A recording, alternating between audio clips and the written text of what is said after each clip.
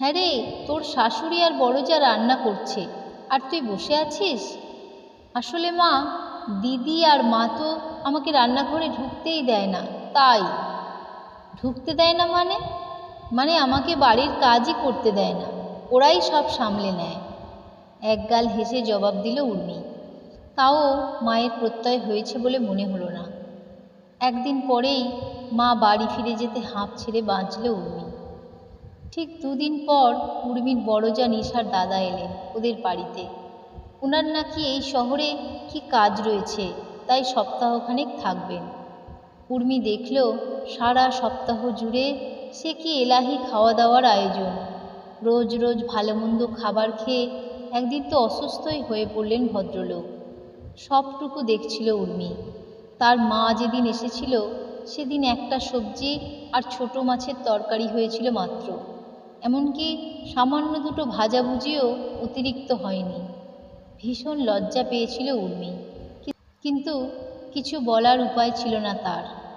সে জানে সে মাকে যতই মিথ্যে প্রত্যয় দেওয়ার চেষ্টা করুক, মা হয়তো ঠিক বুঝে গিয়েছে সব। আর বুঝে গিয়ে কত কষ্টই না পাচ্ছেন কে জানে।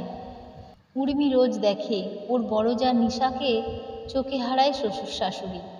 নিজেদের মেয়ে নেই বলেই হয়তো নিশাকে মেয়ের মতোই যত্ন করেন ওরা, কিন্তু উর্মির সে ভাগ্য কোথায়।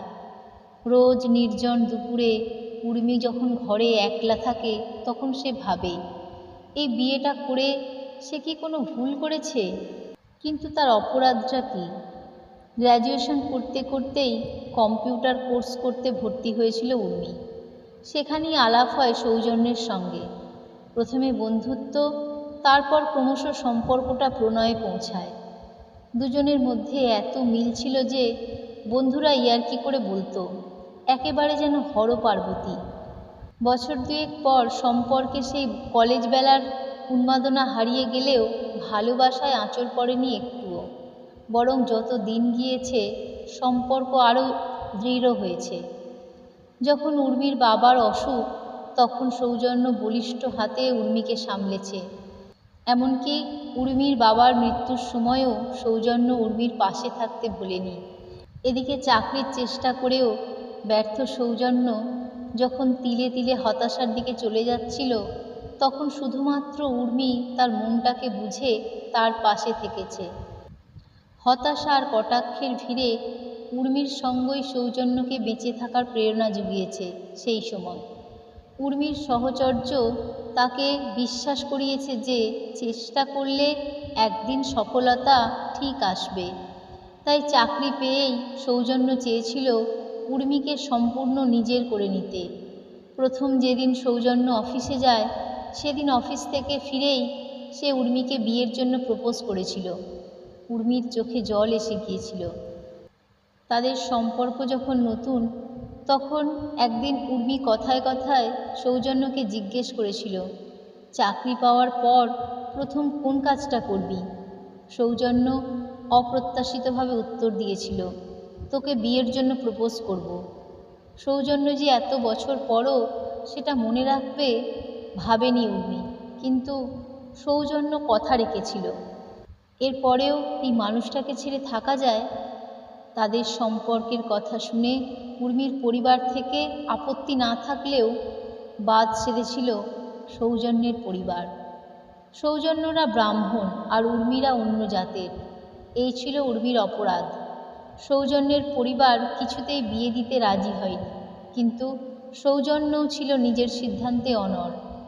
উর্মির মা সেই সময় উর্মিকে বলেছিলেন এই অপমানের বিয়ে না করতে, কিন্তু সৌজন্যকে ছেড়ে থাকার কথা ভেবেই বুক কেঁপে উঠেছিল উর্মির। তার মনে হয়েছিল সৌজন্যকে ছেড়ে সে হয়তো মরেই যাবে। সৌজন্য বলেছিল সে চেষ্টা করছে বাড়িতে বোঝানো, তাকে সময় দিতে, আর বাড়িতে নেহাত না বুঝলে তারা নিজেরাই বিয়ে করে নেবে। কিন্তু এই প্রস্তাবে বেঁকে বসেছিলেন উর্মির মা। তিনি বলেছিলেন সৌজন্যের পরিবারের সম্মতি ব্যতীত এ বিয়ে হলে তিনিও আর ওদের মুখদর্শন করবেন না। তবে যাই হোক, ব্যাপারটা আর এতদূর গড়ায়নি। অনেক লড়াইয়ের পর সৌজন্যের পরিবার মেনে নিয়েছিল তাদের সম্পর্কটা।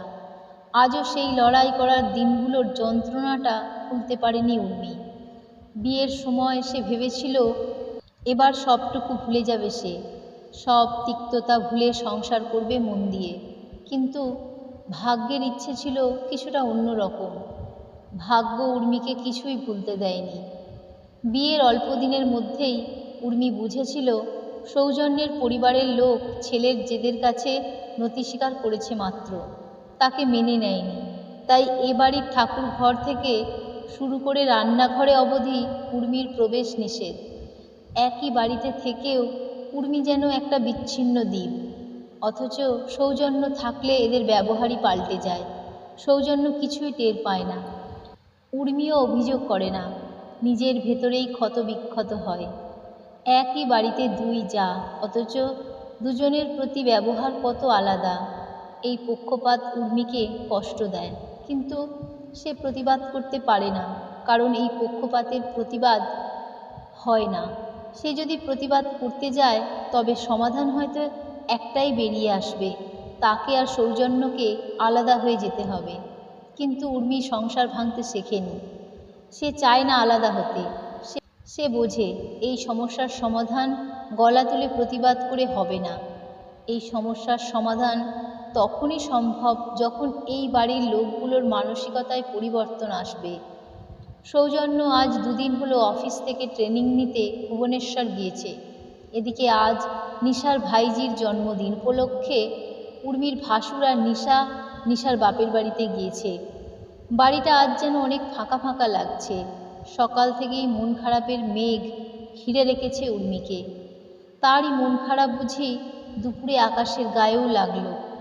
প্রথম উত্তর পশ্চিম কোণে অল্প অল্প মেঘ দেখা দিয়েছিল। ক্রমশ সেই মেঘ ঘনীভূত হয়ে মুষলধারে বৃষ্টি নামল। সেই সঙ্গে ঝড়ে লণ্ডভণ্ড হয়ে যেতে লাগলো চারিপাশ। উর্মি নিজের ঘরে বসে একটা বই পড়ছিল, আর তার শ্বশুর শাশুড়ি টিভি দেখছিলেন বাইরের ঘরে। আচমকা শাশুড়ির চিৎকার শুনে ছুটে গেল উর্মি। দেখল শ্বশুরমশাই বুক চেপে ধরে মাটিতে উল্টে পড়েছেন। উর্মির বুঝতে অসুবিধা হলো না, হার্ট অ্যাটাক হয়েছে ওনার। উর্মির নিজের বাবার সঙ্গেও একই জিনিস হয়েছিল। সেদিন অজ্ঞতার কারণেই মানুষটাকে আর সুস্থ করতে পারেনি তারা। কিন্তু আজ উর্মি আর কোনো ঝুঁকি নিল না। কিছুদিন আগেই এক ডাক্তারের ইউটিউব চ্যানেলে দেখেছিল হার্ট অ্যাটাকের রোগীর প্রাথমিক চিকিৎসা কেমনভাবে করতে হয়। সে আর দেরি না করে শ্বশুরমশাইকে তুলে বসিয়ে দিয়ে সেই ডাক্তারের পরামর্শ মতো পদ্ধতিতে ওনাকে সুস্থ করার চেষ্টা করতে লাগলো। উর্মি ক্ষতি করে দিচ্ছে ভেবে শাশুড়ি চিৎকার করে বাধা দিতে এলেন। উর্মি তোয়াক্কা করল না। হিতাহিত জ্ঞানশূন্য হয়ে শাশুড়ির টিভির রিমোট ছুঁড়ে মারলেন উর্মির দিকে। চমকে গেল উর্মি। এতটাও সে প্রত্যাশা করেনি। তবে ততক্ষণে তার কাজ শেষ। সে যথাসম্ভব শান্ত গলায় শাশুড়িকে বলল সরবিট্রেট এনে ওনার জিভের তলায় দিতে। কথাটা বলেই ঝড়ের মধ্যে বেরিয়ে গেল উর্মি। প্রায় আধ ঘন্টা পর ভেজা শরীর নিয়ে বাড়ি ফিরল উর্মি, সঙ্গে একটি অপরিচিত লোক।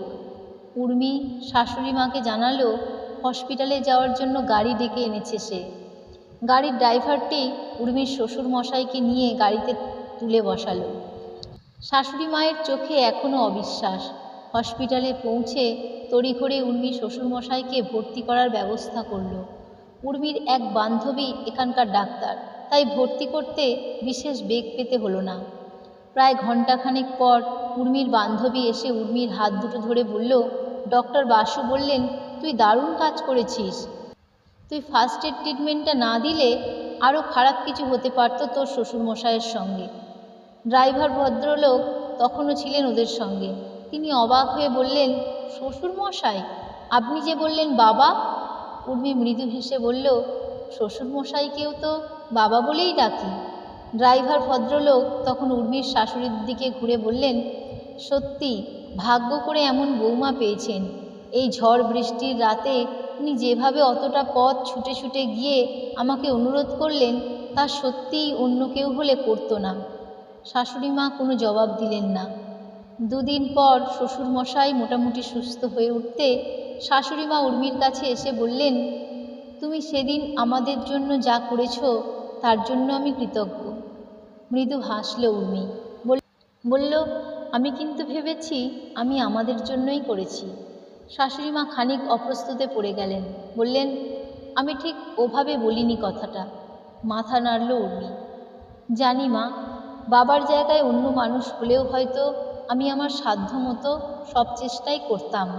আসলে আমার মা বাবা আমাকে সব দিন শিখিয়ে এসেছে মানুষকে মনুষ্যত্বের জন্য সম্মান করতে, কোনো জাতপাত ধর্ম এসবের ভিত্তিতে নয়। উর্মির কথা শুনে একটা ঢোক গিললেন শাশুড়ি মা। তারপর বললেন, আমি তোমার বাবার কাছে যাব, তুমি রান্নাটা দেখে নিও। কথাটা বলেই বেরিয়ে গেলেন ভদ্রমহিলা। নিজের মনেই মৃদু হাসল উর্মি। অর্থহীন পক্ষপাতের দেওয়াল আস্তে আস্তে ভাঙতে শুরু করেছে। তবে পুরোটা ভেঙে পড়তে সময় লাগবে। সে লাগুক, ততদিন ধৈর্য ধরে নিজের এই অপ্রত্যক্ষ প্রতিবাদ চালিয়ে যাবে উর্মি। ভিডিওটি আপনাদের কেমন লাগলো কমেন্ট করে জানাবেন।